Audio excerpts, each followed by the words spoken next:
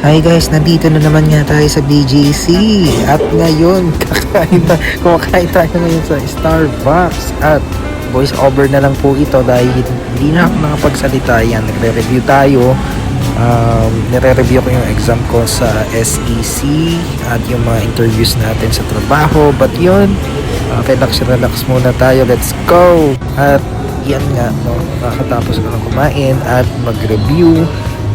Pahinga tayo saglit na bago maglakad. So kaya yan, pahinga lang. Ngayon, tapos na tayo at papunta na tayo niyan, no, getting ready papunta sa Uptown Mall. So kaya daanan natin, napakaganda talaga niya, no. Tingnan natin kung papasa tayo. Joke lang. Ayan na nga, nandito na tayo sa Uptown Mall at napakatagal ko nang hindi nabisita ulit dito dahil napaka busy natin the past week. So kaya yan yung explanation guys, natin. ngayon naman po tayo nakabalik dito. Grabe, may bagong tayo na palang JP Morgan dito, no? Grabe, napakaganda talaga dyan. But anyways, hanggang tapos na tayo mag-review. Kakain na tayo ulit dahil ang tagal ko na namang hindi nakalabas sa bahay, nagtatrabaho, nagre-review, nag-aaral and everything. So ngayon na lang ulit tayo nakalabas. Let's go. At yan na nga guys, kumain po tayo dito sa Tendon Kohaku. Yan, nalilito pa rin ako kahit ilang beses na kumakain dyan, no? Sa may Uptown yan, kaya napakaganda dyan, sarap.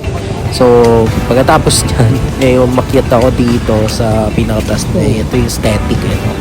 And yan, as usual, basa at talagang walang tumatambay dyan, kaya pumasok muna tayo sa loob. Dito vibes ang datingan, voice over na lang, bahala na. Guys, hindi natin pwedeng hindi maabutan tong fireworks tuloy, itong dancing fountain na may apoy-apoy. Wow!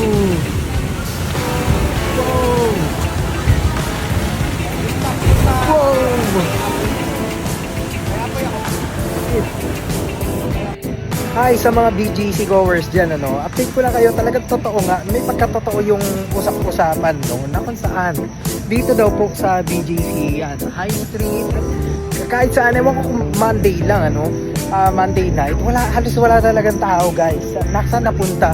Yung mga establishments sarado, samantalang Monday naman. Bakit nagkaganon? So papakita natin yan. Halos konti lang talaga. Well, siguro pasara na, pero talagang napaka-konti ng mga establishments na bukas. Ay no, sarado rin yung mga malls. Ewan ko bakit gano'n. So ganito na ba sa BGC ngayon? Yung mga tao ba, ano, dahil sa sobrang init at maulan na, hindi na lumalabas muna? Or nagtitipid sila? Ayan. Kahit dito sa Central Square, ang konti ng tao, guys. Ayan. Ano sa palagay nyo? Comment below. Ayan guys, first time kong makita ang BGC portal. Ang tagal ko na pumupunta dito. Ngayon ko lang makita ito. Ayan. Ng personal yan. Let's go. Hi.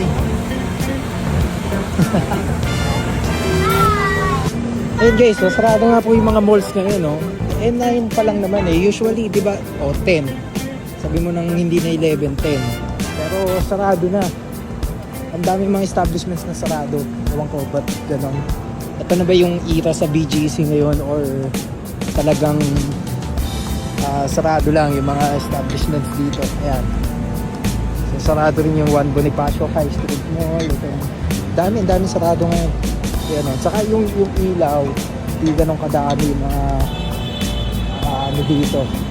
Yung mga bukas talaga ng mga establishment. So ano sa tingin niyo guys? Comment nyo dyan sa comment section. Matumal na ba? Wala na ba masyadong pumupunta or talagang sadyang hindi lang peak day or peak hours sa ngayon dahil nga magsasara na. Ayan, sarado na. Sa tingin nyo, comment nyo guys, bakit ganito yung BGC nyo sa ngayon? Yeah, ayun guys, kung naabot ka sa dulo ng video na to, maraming salamat sa panonood. At yun, nag-trip lang tayo sa BGC, no? Hindi ko alam kung bakit hindi rin ganun kadami ang tao. So, and ang mahalaga, nag-enjoy tayo, no? So, yan yung mga trips natin. At it's a very productive and busy but also happy day para sa atin. So yun lang, bye bye and God bless you all.